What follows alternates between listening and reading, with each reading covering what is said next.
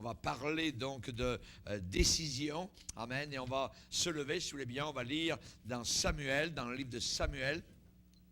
Amen. Le titre du message est celui-ci. Donc, décide-toi aujourd'hui. Décide-toi aujourd'hui. Nous lisons dans 1 Samuel chapitre 7. 1 Samuel chapitre 7, à partir du verset 2. Nous lirons jusqu'au verset 4. Il s'était passé bien du temps depuis le jour où l'arche avait été déposée à Kirjat-Jéarim. 20 années s'étaient écoulées. Alors toute la maison d'Israël poussa des gémissements vers l'Éternel. Samuel dit à toute la maison d'Israël, « Si c'est de tout votre cœur que vous revenez à l'Éternel, ôtez du milieu de vous les dieux étrangers et les Astartés. Dirigez votre cœur vers l'Éternel et servez-le lui seul, et il vous délivrera de la main des Philistins. » Et les enfants d'Israël ôtèrent du milieu d'eux les Baals et les Astartés, et ils servirent l'Éternel seul. Amen. Père, nous te bénissons et te glorifions. Combien nos cœurs sont réjouis de savoir que si de tout notre cœur nous désirons ta présence, venir à toi ou revenir à toi, alors, Seigneur, tu es prêt. Comme le père du fils prodigue avait les bras ouverts vers son fils qui revenait en haillons avec l'odeur et la puanteur de ce monde pervers et corrompu. Seigneur, nous savons qu'encore aujourd'hui, tes bras sont ouverts vers quiconque viendra humblement en ta présence pour vouloir te servir. Après avoir ôté, enlevé de sa vie ces idoles auxquelles il était attaché auparavant. Nous te bénissons, Père, dans le nom puissant de Christ Jésus. Amen. Et tout le peuple dit Amen. Gloire à Dieu. Vous pouvez vous asseoir, frères et sœurs. Alléluia. Décide-toi aujourd'hui. J'aimerais vous dire que chaque homme, chaque jeune fille, eh bien, doit se convertir au Dieu vivant. C'est un devoir. Sinon, le problème, c'est la seule éventualité, puisqu'il n'y a que 2 lieux dans l'au-delà. Il n'y en a pas 3 ou 4. Il n'y a pas des limbes ou du purgatoire. Il n'y a que le ciel et l'enfer. Et c'est nous, sur terre, qui choisissons le lieu de notre résidence éternelle. Chaque homme doit se convertir, je dis bien le mot et j'insiste, conversion, qui vient du latin circum, vétérer. Le verbe, c'est vétérer, qui veut dire se tourner vers. Se tourner vers. La conversion, c'est de se détourner de pour se tourner vers autre chose ou quelqu'un d'autre. La conversion. Lorsque Paul a écrit sa première missive aux chrétiens de la ville de Thessalonique, la première lettre, ils avaient accepté le Seigneur. Paul les avait nourris, avait prêché l'Évangile, ensuite était allé ailleurs. Et d'ailleurs, il leur avait écrit une lettre et il va leur dire spécifiquement, on raconte à notre sujet quel accès, quelle ouverture nous avons eu auprès de vous et comment vous vous êtes convertis à Dieu en abandonnant les idoles. On ne peut pas se convertir à Dieu sans rien abandonner. C'est impossible. Comment vous êtes convertis à Dieu en abandonnant les idoles? 1, 2, pour servir, dit-il, le Dieu vivant et vrai. Et 3, pour attendre. Attendre quoi? Attendre des cieux son Fils, qu'il a ressuscité d'entre les morts, Jésus, qui nous délivre de la colère à venir. l'Église ne passera pas jamais par la grande tribulation décrite dans l'Apocalypse à partir du chapitre 6 jusqu'au chapitre 18. L'Église ne passera pas et on ne la voit pas au travers de toute cette parenthèse appelée dans la Bible la grande tribulation. La Bible dit très bien que nous, étant convertis, nous avons abandonné des idoles que nous avions auparavant. Nous servons maintenant le Dieu vivant et vrai. Et 3, nous attendons des cieux son Fils, qui va nous délivrer de la colère à venir qui s'en vient sur le monde. Dans la Bible, le mot convertir, eh bien, ça veut dire que chaque homme doit reconnaître, tôt ou tard, mais avant qu'il ne meure, doit reconnaître ses péchés, doit s'humilier, doit les confesser, les avouer et s'en repentir. Quand Jésus parle de la fin des temps, il dit que la repentance et le pardon des péchés seront prêchés en son nom à toutes les nations. Amen. La repentance et le pardon des péchés. Personne ne peut avoir le pardon de ses péchés s'il n'y a pas eu repentance en premier. Les deux vont ensemble. Il n'y a pas de pardon s'il n'y a pas eu de repentance. Il faut se repentir. Tout son péché. Voyez, ça veut dire tout le monde. Moi compris, toi compris, tu as péché, tu dois le reconnaître. Ça a été le message de Jean-Baptiste. Repentez-vous de vos péchés. L'apôtre Paul, devant Agrippa, un gouverneur romain, dans les Actes des Apôtres, Paul lui a parlé de la repentance. Repens-toi, même si c'est un roi, voyez, un gouverneur. La vraie repentance, c'est être prêt à commencer une vie nouvelle avec le Seigneur. Lorsque Pierre a prêché le jour de la Pentecôte à la foule qui s'était massée des milliers de personnes dans les rues de Jérusalem, et Pierre, le prédicateur, a prêché, il leur a dit quoi? Sauvez-vous de cette génération perverse. Sauvez-vous de cette génération perverse. Je me rappellerai toujours lorsque nous sommes allés dans une mission dans le Pacifique Sud, sur une petite île, il y a un jeune homme qui est venu à nos réunions. C'était assez étonnant, c'était quelqu'un qui ne s'était jamais coupé les cheveux depuis 18 ans. Il avait les tresses, vous voyez, donc vous connaissez ceux qui font de la musique rave ou tout ça, vous voyez, hein, c'est ça. Et c'était vraiment ce qu'on pourrait appeler un pouilleux, vous voyez. Vous n'auriez pas aimé vous approcher trop de lui de peur que l'époux vous saute. Alors il y a sur lui, il s'appelait Gérard. Mais Gérard est venu écouter plusieurs fois, on l'a vu arriver. Je me demandais, bon, hein, il écoute. Hein, et un jour, il a demandé à être baptisé dans l'eau. Vous savez ce qu'il a dit le jour de son baptême dans l'eau? Nous étions là. C'était une autre mission.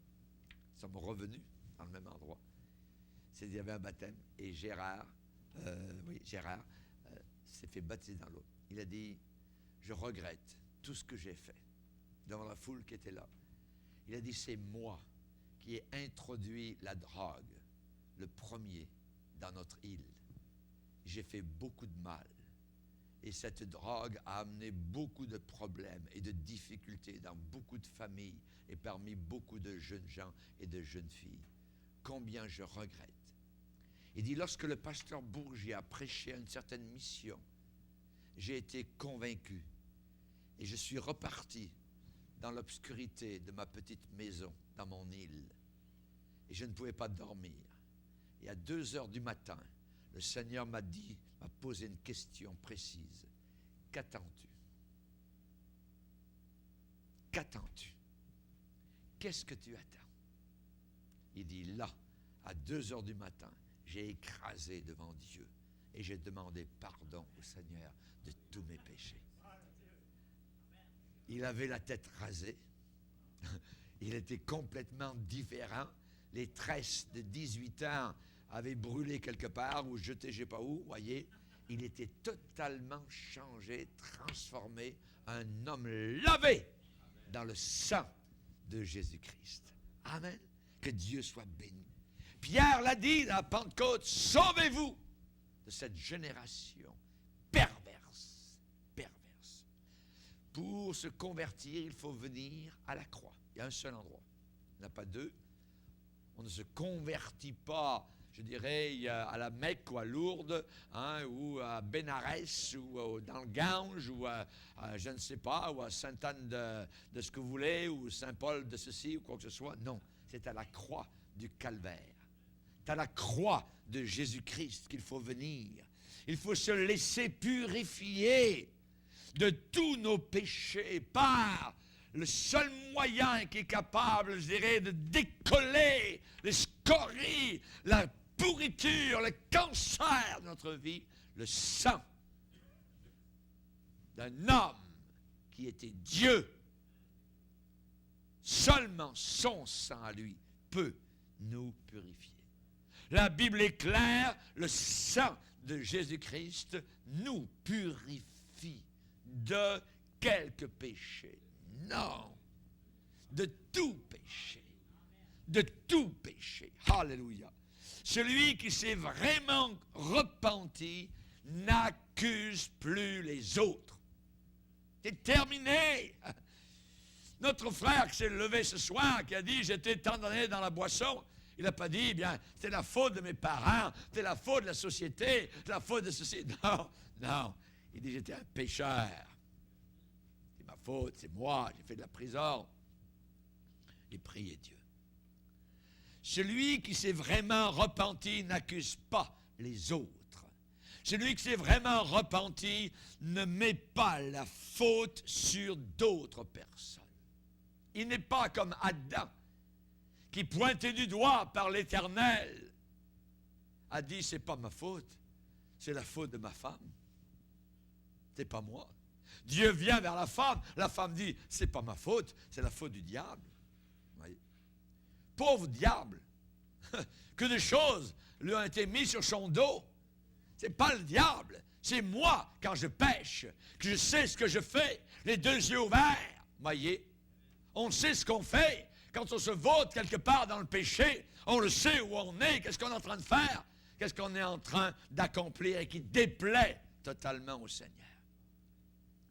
Quand le prophète Samuel est venu confronter spécialement un roi qui se disait de Dieu, le roi Saül a dit, oui, j'ai bien obéi au Seigneur, oui, j'ai fait pas de mal, je suis un bon chrétien. Samuel a dit, hey, arrête. Arrête, stop là. T'as agi en insensé, t'es un fou. Et en fou, il est mort. Parce qu'il n'a jamais voulu se repentir. Se repentir. La nuit avant sa mort, il est allé consulter une femme qui était pluguée avec Satan, connectée avec le diable. Quelqu'un qui avait été choisi par Dieu, quelqu'un sur qui le Saint-Esprit pouvait agir, quelqu'un qui pouvait louer Dieu avec d'autres personnes à certaines occasions, mais qui ne voulait pas se repentir. Il est mort comme cela. Dieu ne lui parlait plus. Dieu avait arrêté de lui parler. Un jour, je vous parlerai de cet état où on arrive à cette frontière, et si quelqu'un la passe, ça s'appelle le péché contre le Saint-Esprit. Il n'y a plus rien. Dieu ne parle plus. C'est le désert éternel, c'est l'enfer qui commence. La Bible dit qu'il n'y a plus d'offrande pour le péché. Si quelqu'un marche sur le corps de Christ, si quelqu'un marche sur le sang de Christ par lequel il est sanctifié, il n'y a plus rien sinon l'attente du jour du jugement et d'un feu qui dévorera les rebelles. Hébreux chapitre 10. Car Dieu a dit, je jugerai mon peuple. À moi la vengeance, à moi la rétribution. Oui, le Dieu que je sers est un Dieu vengeur. Oui, la Bible déclare un Dieu d'amour pour ceux qui humblement veulent le suivre, mais un Dieu vengeur pour ceux qui jouent avec Dieu, se moquent littéralement du sang de Christ et de la croix. Repentez-vous. Repentez-vous. personne qui est vraiment repentie ne met pas la faute sur les autres. Il va venir au pied de la croix, il va déposer son paquet de pourriture et de saleté. Il dépose son propre péché au pied de la croix et le chemin est libre, justement, pour arriver à la foi. Repentez-vous, a dit Pierre à la Pentecôte. Repentez-vous, que devons-nous faire? Il n'aura pas dit, eh bien, allez au temple, allez aux réunions, écoutez la Bible, lisez la Torah, ça va vous faire du bien. Non. Vous pouvez lire la Bible jusqu'à ce que vos yeux tombent en pourriture et descendre avec vos yeux jusqu'au fond de l'enfer. Il faut se repentir, la vraie repentance. Repentez-vous. L'apôtre Pierre n'a pas dit « Allez au confessionnal, dire vos péchés à un curé ». Il n'a pas dit « Allez à la messe, allez faire un pèlerinage là-bas quelque part ». Voyez, non. Repentez-vous. Repentez-vous. Voyez. Dans la Bible, on voit l'amour et la grâce de Jésus-Christ. On peut s'y fier, certainement. Toute l'Écriture est inspirée de Dieu et utile pour enseigner, corriger, convaincre. Toute l'Écriture est là pour nous aider. On peut s'y fier, mais je ne peux pas me servir de la Bible pour un paravent pour cacher mon péché. Je ne peux pas. C'est impossible. Dieu va me découvrir. Comme Akan a été découvert dans sa tente. Josué ne savait pas où était le problème. Dieu l'a dit, c'est dans cette tribu. Ah oui? Et dans cette tribu, c'est cette famille. Dans cette famille, c'est cet homme-là. Dieu savait où se trouvait le problème. L'homme était là et sous sa tente, en creusant, là était le magot, là était l'argent, là était l'or, là était ce qui était interdit. La foi est une ferme assurance des choses qu'on espère. La foi est la démonstration, voyez, de celles qu'on ne voit pas. Sans la foi, il est impossible de lui être agréable. Il faut que celui qui s'approche de Dieu croit que Dieu existe et qu'il récompense ceux qui le cherchent avec humilité, étant passés par la repentance. La loi a été donnée par Moïse, mais la grâce et la vérité sont venues par Jésus-Christ. C'est une chose certaine que le Seigneur Jésus est venu dans le monde pour sauver les pécheurs. Tous les chrétiens ont un témoignage identique. J'étais pécheur, il m'a sauvé. J'étais perdu, il m'a sauvé.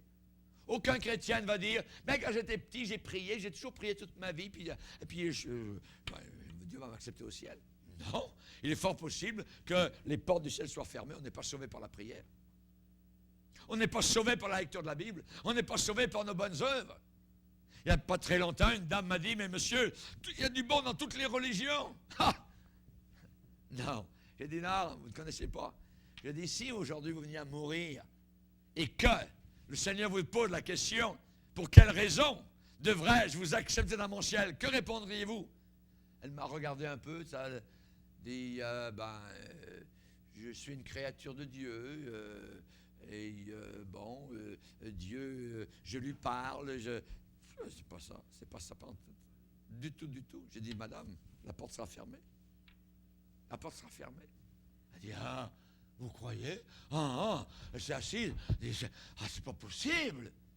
Elle dit, oui, c'est ça, le salut.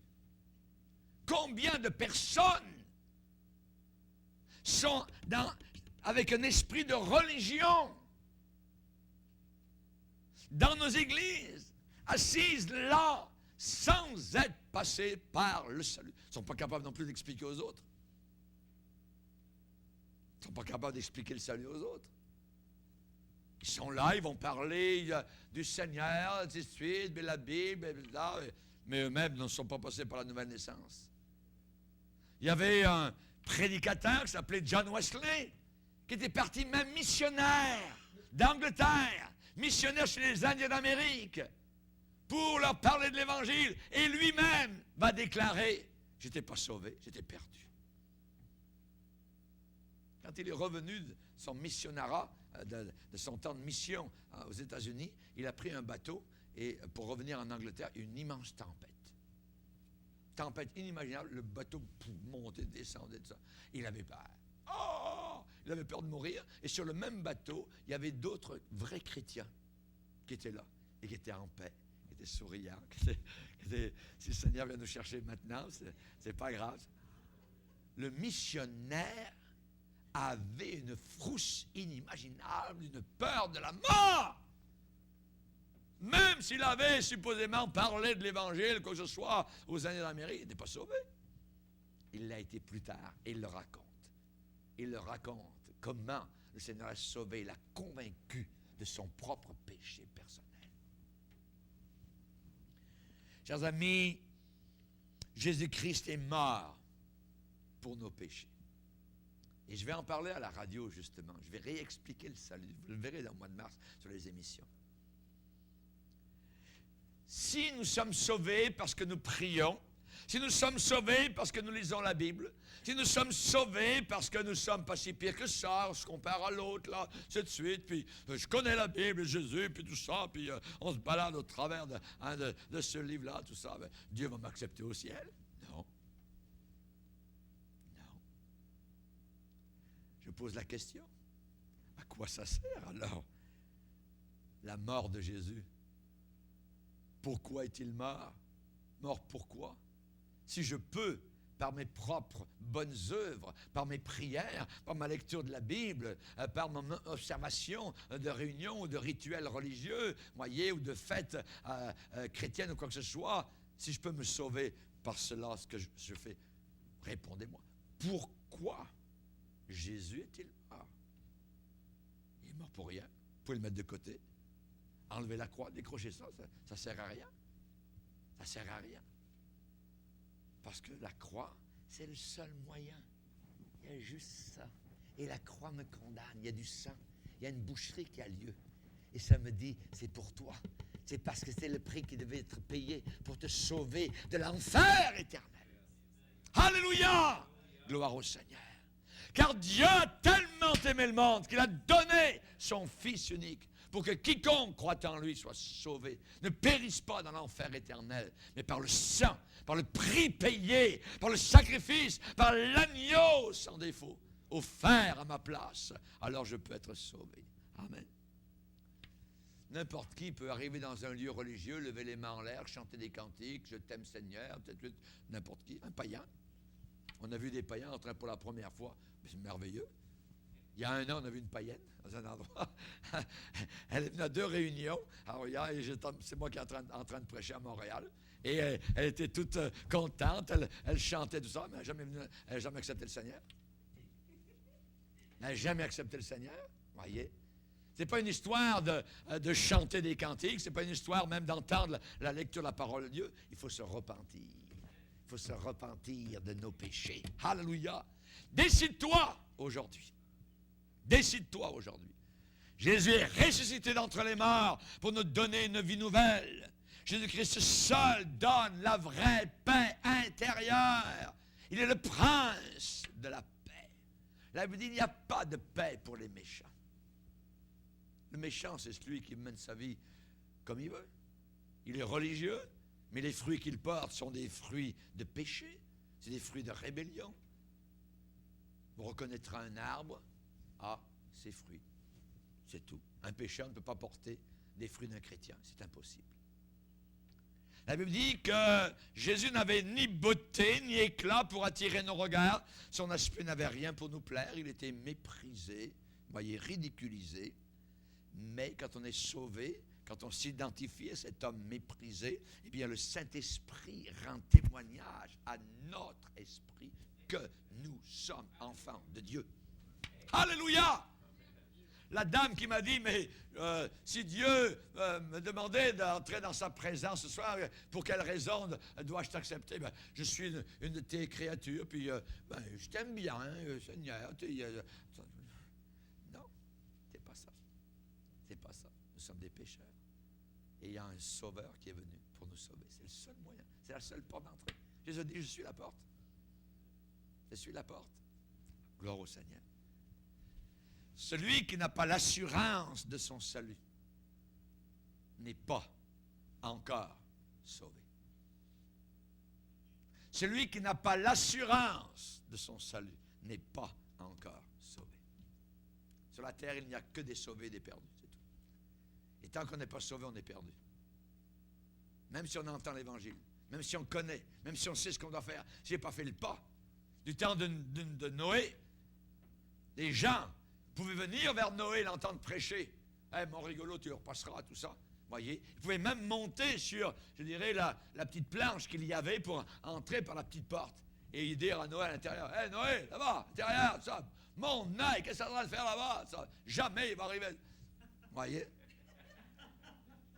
Ils étaient presque sauvés, ils étaient presque entrés, voyez, mais ils n'avaient pas passé la porte, ils n'étaient pas à l'intérieur, ils étaient à l'extérieur.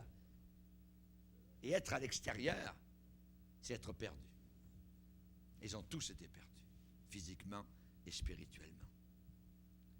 La Bible dit, si tu confesses le Seigneur Jésus, et si tu crois, pas dans ta tête, dans ton cœur, que Dieu l'a relevé d'entre les morts, alors tu seras sauvé.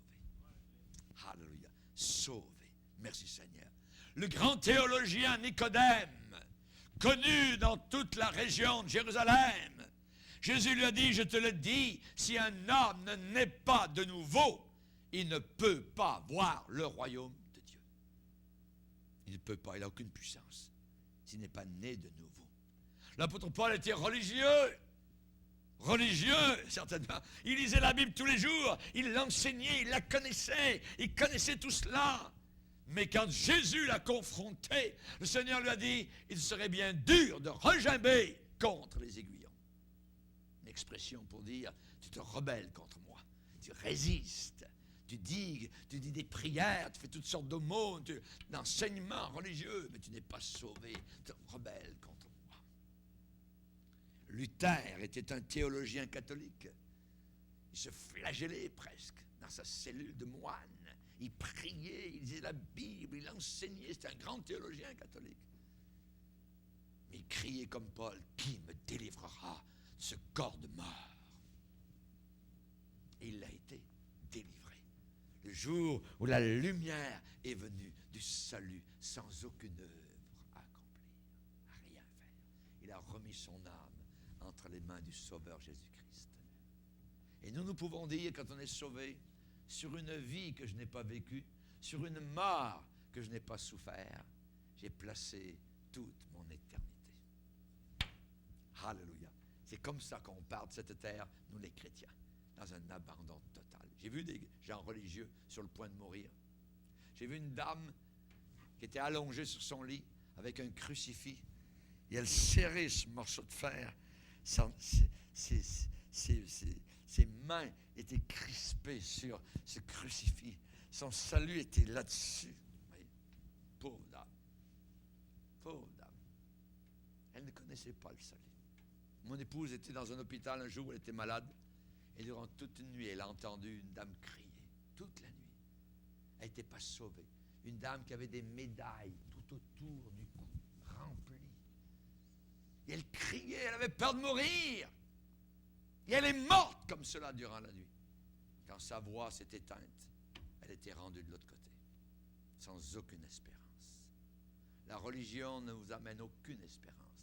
La religion est une grande désillusion, que ce soit pentecôtiste, baptiste, catholique, musulman, islamiste, copte, juif, tout ce que vous voulez. Il n'y a aucune religion qui sauve. Aucune. Aucune. C'est un homme sur une croix qui nous sauve. Alléluia, c'est lui, pas une religion. C'est un homme sur une croix cloué, percé, alléluia, versant son sang. C'est là, alléluia, qui est mon salut. Merci Seigneur. Corneille, dans le Nouveau Testament, était un homme religieux qui priait, qui était vertueux, qui faisait des aumônes, qui était reconnu dans son entourage pour être un homme vrai, authentique, sincère. Jusqu'au jour où un envoyé du Seigneur lui a demandé d'aller voir Pierre l'apôtre. Et il lui a dit, Pierre va te dire des choses par lesquelles tu seras sauvé. Tu ne l'es pas. Avec toutes tes œuvres, avec toutes tes prières, avec tout ce que tu fais, tu n'es pas sauvé. Va voir un homme, il va te parler, il va te dire des choses par lesquelles tu seras sauvé. Actes chapitre 11. Merci Seigneur. Alléluia. Notre bonté ne nous sauve pas, nos bonnes œuvres ne nous sauvent pas, notre religion ne nous sauve pas, nos prières ne nous sauvent pas. Il n'y a rien qui nous sauve. Il y a juste un homme cloué sur une croix au milieu de son sang qui nous sauve. Merci Seigneur. Samuel a dit, si c'est de tout votre cœur que vous revenez à l'Éternel, alors, je pourrais dire ce soir, si votre nouvelle naissance est authentique et véritable et réelle, ôtez du milieu de vous les dieux étrangers. Enlevez, ôtez du milieu de vous les dieux étrangers. Le Saint-Esprit ne tolère pas dans nos cœurs aucun dieu étranger, aucune idole. Ne devenez pas idolâtre. 1 Corinthiens chapitre 10. Et on sait que parfois le chrétien veut se divertir. Mais quand il se divertit, il peut aussi se pervertir. Parce que, rappelez-vous le peuple de Dieu autour du veau d'or, ils ont dit demain, une fête en l'honneur de l'Éternel. Belle cachette. Oui, c'était une fête païenne. Avec la sensualité, avec les femmes qui dansaient, avec la musique, et même un veau, un bœuf qu'ils ont adoré. La Bible appelle cela de l'idolâtrie. Petits enfants, gardez-vous des idoles. Si quelqu'un est en Christ, il est une nouvelle créature. Les choses anciennes sont passées. L'oisiveté. Les pécheurs ont beaucoup de temps. Toutes les fins de semaine, ils ne savent pas quoi faire. Ils sont toujours d'un parti à l'autre, d'une fête à l'autre, tout ça. Généralement, la cour d'entrée de leur maison est pleine de monde, de voitures. Et généralement, quand cette personne vient au Seigneur, vous allez voir la différence. Oh, il n'y a plus personne les fins de semaine, plus de voitures. Le driveway est presque vide, voyez, parce que la personne a été changée. La personne a été transformée. Fini les parties d'alcool, fini les farces sales, fini les femmes, et ainsi de suite. Et ces choses-là, c'est terminé. Les vieilles habitudes mauvaises disparaissent. Certaines amitiés disparaissent. Les mauvaises compagnies, c'est terminé. Les querelles, les impuretés, la pornographie, l'horoscope, la haine, la bière, l'alcool, les calomnies, les parties, les jalousies, la drogue, le pot, les cigarettes, l'occultisme, l'amertume, les blasphèmes, les jeux de hasard, l'avarice, l'inquiétude. Tout cela disparaît. Ne vous inquiétez plus. Vous êtes entre les mains de Dieu. Vous êtes bien placés. Que Dieu soit glorifié. Hallelujah. Gardez-vous avec soin des idoles. Dans une certaine occasion, le prophète Ézéchiel a entendu le Seigneur lui dire, « Hey, regarde les gars qui viennent autour de toi là, pour avoir le conseil de Dieu. Leur cœur est rempli d'idoles. Ils sont accrochés à leurs idoles et ils ne veulent pas les lâcher. Ils voudraient savoir le conseil de Dieu. » Chers amis, si quelqu'un est accroché aux vieilles choses du passé, il y a une chose qui va arriver. Tourner en rond. Vous allez tourner en rond. Et si c'est 40 ans pour tourner, même si c'est 400 ans, pas grave, jusqu'à votre mort, vous allez tourner en rond. Si quelqu'un est accro aux vieilles choses du passé. Si par exemple, quelqu'un vit dans le concubinage, c'est simple. C'est simple. Ou il faut qu'il y ait séparation avec l'autre, ou alors mariage. C'est tout. S'il y a des livres d'occultisme dans la maison, alors enlevez le couvercle de la poubelle. Il faut que ça aille à l'intérieur. S'il y a des disques rock, il faut les brûler, il faut les jeter, il faut s'en séparer. S'il y a des livres sur l'ésotérisme, l'occultisme, des choses semblables, il faut mettre ça à la poubelle. Si vous ne voulez pas les mettre à la poubelle, amenez-les ici, moi je les mettrai à la poubelle, on fera un feu de joie. Dans les Actes des Apôtres, lorsqu'il y a eu un réveil à Éphèse, il est dit plusieurs de ceux qui avaient cru venaient confesser, déclarer, ils nous disaient ce qu'ils avaient fait. déclaré ce qu'ils avaient fait, et un certain nombre de ceux qui avaient exercé les arts magiques, ayant apporté leurs livres, les brûlèrent devant tous. Et la Bible ajoute, c'est comme cela, c'est de cette manière, c'est de cette façon que la parole de Dieu grandissait. Il faut qu'il y ait un nettoyage des maisons, des cœurs et des vies. Que ce soit une seringue, que ce soit un pote, que ce soit une cigarette, que ce soit un paquet de quoi que ce soit d'autre, que ce soit un disque de pornographie ou quoi que ce soit, c'est les casser. Mais t'arrivé parfois d'acheter un film, voyez, qui semblait intéressant. Regarde avec mon épouse, et il y avait des scènes abominables. Après, qu'est-ce qui arrive? J'appuie sur le petit bouton, tchouk, le chose sort, je le prends et clac, je le casse et je le mets à la poubelle. C'est le seul moyen. C'est le seul. Paul a dit, je fais une chose. Oubliant ce qui est en arrière, je me précipite vers ce qui est en avant. En avant. Si c'est de tout votre cœur, que vous revenez à l'Éternel, si ce n'est pas de tout votre cœur, continuez avec vos poubelles, continuez avec votre pote ou quoi que ce soit, voyez. Si c'est de tout votre cœur que vous revenez à l'Éternel, ôtez du milieu de vous les dieux étrangers et les astartés. 2, dirigez votre cœur vers l'Éternel.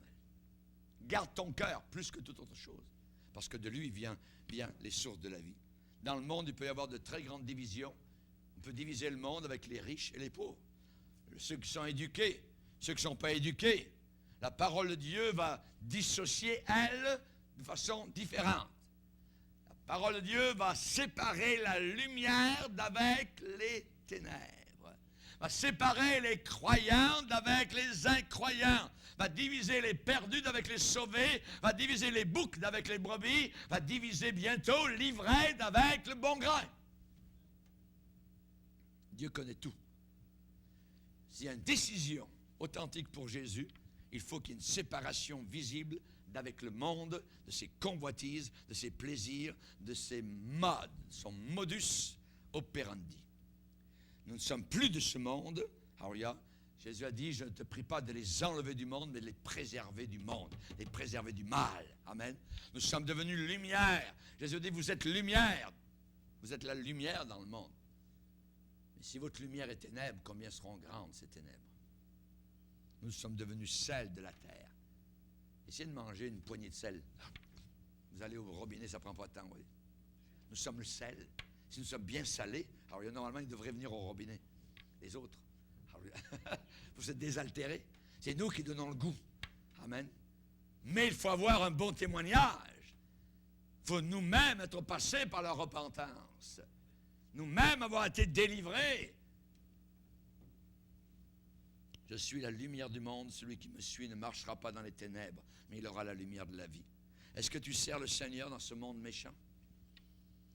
Pierre a dit, sauvez-vous de cette génération perverse, fuyez la colère à venir. La femme de Lot, il lui a été dit de ne pas regarder en arrière. Elle a regardé en arrière, elle a été jugée, condamnée, morte, statue de sel. Nos pensées, nos désirs, nos aspirations, maintenant prennent une orientation toute nouvelle. Ce n'est plus nous qui vivons, c'est Christ qui vit en nous. Alléluia, gloire à Dieu. Je pense qu'un jour, bientôt, je vais aller voir à côté la maison funéraire et leur emprunter un cercueil. J'aimerais amener un cercueil ici en avant et vous montrer que nous sommes morts à ce monde. Morts à ce monde. J'aimerais même peut-être un jour grimper à l'intérieur, puis prenez une photo de Pasteur Bourget à l'intérieur du cercueil. Alléluia. Moi, je me fiche de la mort, parce qu'au mort où est ta victoire, je sais où je m'en vais. Mais c'est notre position. Nous nous rappelons le jour où on a été baptisés dans l'eau. Romains 6, vous êtes morts à ce monde. Alléluia. Aujourd'hui, beaucoup de personnes s'occupent bien plus de leur propre gloire, de leur succès, de leur perfection imaginaire. s'occupent de leur complexe d'infériorité. Alors, le diable leur a inventé un nouvel évangile appelé l'estime de soi. Mais cet évangile est écrasé au pied de la croix parce que mon estime de moi, là, elle vaut zéro. Je suis écrasé, je viens vers le Seigneur et je demande pardon à Dieu parce que je l'ai offensé. Je suis un pécheur. Et c'est moi qui mérite le courroux de Dieu, la colère de Dieu. Mais elle est tombée sur son fils. Son fils a été mon paratonnerre dans l'orage de la colère de Dieu. C'est lui, alors il y a au travers duquel, dans tout son corps, est passée la colère de Dieu le Père. Merci Jésus. Ne serais-je pas, je dirais, éternellement reconnaissant pour ce Sauveur merveilleux. On raconte un jour qu'il y avait un homme qui, sur le pas de sa porte, a eu un chien qui est venu, un vieux chien, et il est resté là, chien perdu sans collier, et il est resté une couple de jours, et le monsieur était tanné de voir ce vieux chien sur le pas de la porte, jour et nuit, il était là, il se levait le matin, le chien était là, c'est pas mon chien, je ne sais rien savoir d'un chien. Ensuite, il était vieux et tout ça, puis poil blanc. Fait qu'il a décidé d'aller le noyer. Monté dans une barque, il y avait un lac pas très loin, et il a emmené le chien avec lui dans la barque. Le chien le suivait partout, il semblait que c'était son nouveau maître, tout ça. Il a amené une corde avec une brique.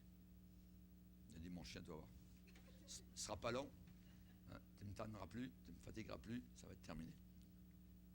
Puis voilà que finalement, arrivé au milieu du lac, il prend les rames, tout ça, il est en plein milieu du lac, là où c'était profond, et il attache autour du cou du chien la corde, et de l'autre côté, il attache une brique pour l'envoyer au fond.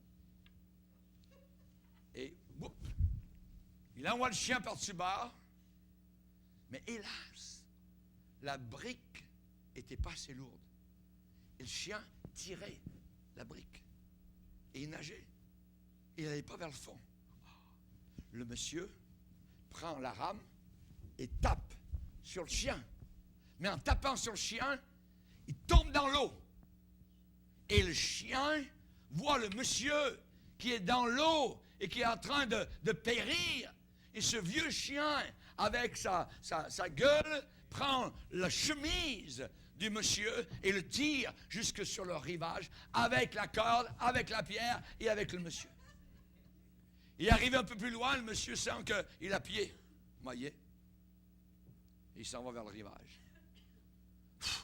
Il regarde derrière et le chien, épuisé, était tombé au fond de l'eau. Combien de personnes font cela avec Jésus? Ils n'en veulent pas. Ils le repoussent. Ils tapent sur lui. Ils le blasphèment. Ils crachent sur lui. Va-t'en d'ici. Comme les gens de Gadara qui l'ont supplié de quitter leur territoire. Et pourtant Jésus, alors qu'eux tombent dans la mare du péché, il vient pour essayer de les sauver. C'est ce que le pécheur fait avec Jésus. Chers amis, juste une petite parabole pour montrer que l'amour de Dieu va plus loin que le nôtre. Il est venu pour nous sauver. Si c'est de tout votre cœur que vous revenez à l'Éternel, ôtez du milieu de vous tous les dieux étrangers, les Astartés. Notre horizon soudain est rempli du Sauveur. Il m'a sauvé. Il m'a sauvé. J'étais perdu. Je l'ai frappé. Je l'ai mis dans l'eau. J'ai mis la brique. C'est moi qui ai pris le marteau, qui ai cloué ses mains et ses pieds. Imaginez. Et ce Sauveur, en retour, a giclé de son sang sur ma propre vie pour me purifier et me pardonner. Ne serais-je pas reconnaissant pour un Sauveur comme cela? Mais j'aurai jamais assez de voix, assez de décibels. Il n'y aura jamais assez, je dirais, de force en moi pour dire toute la reconnaissance pour celui qui m'a délivré et qui m'a sauvé par sa grâce. Je l'ai tapé avec ma rame. J'ai voulu l'envoyer par le fond. Je ne voulais plus qu'il apparaisse devant moi. Mais il tu es toujours là, avec fidélité, pour m'amener à la maison du salut. Alléluia. Chers amis, son amour a rempli notre cœur. Maintenant, on veut marcher résolument avec Jésus. On témoigne de notre appartenance à Jésus. Pourquoi êtes-vous si en paix? Pourquoi êtes-vous si joyeux? J'appartiens à Jésus. J'ai mon sauveur. Pourquoi vous ne faites plus ceci? Pourquoi vous ne faites plus cela? On ne voit jamais dans les bars, on ne voit jamais avec les poteux, tout ça. J'appartiens à Jésus.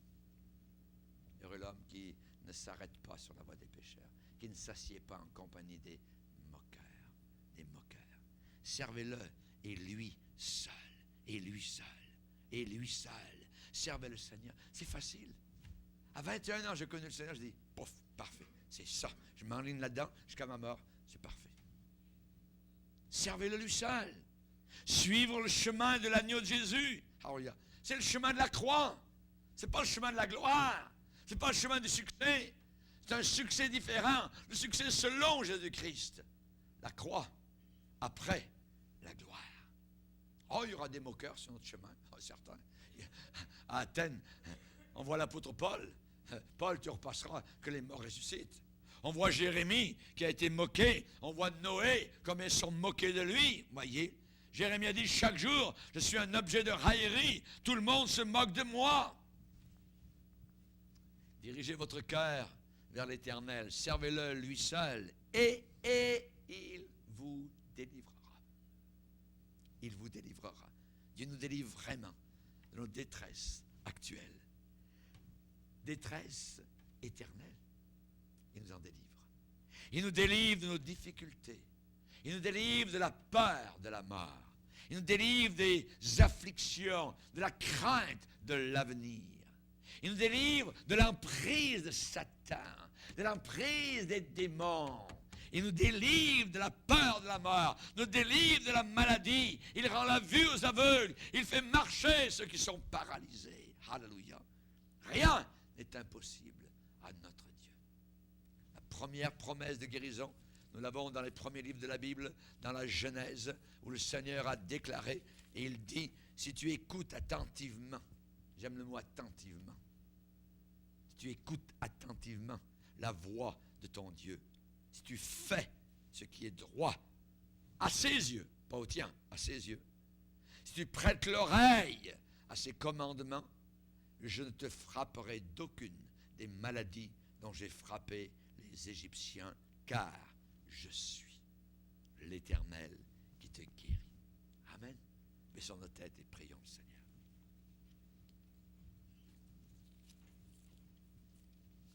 Père, nous voulons te bénir. Nous voulons te glorifier pour ta parole puissante. Te remercions pour le glaive de l'Esprit. Te bénissons car c'est toi qui nous as accordé la repentance. C'est toi qui donnes, Seigneur, cette pensée de venir humblement à tes pieds pour nous repentir de nos péchés. Oui, Seigneur, celui qui prospère, c'est celui qui avoue ses péchés et qui les délaisse. Merci, Seigneur. Dans le nom puissant de Jésus. Amen.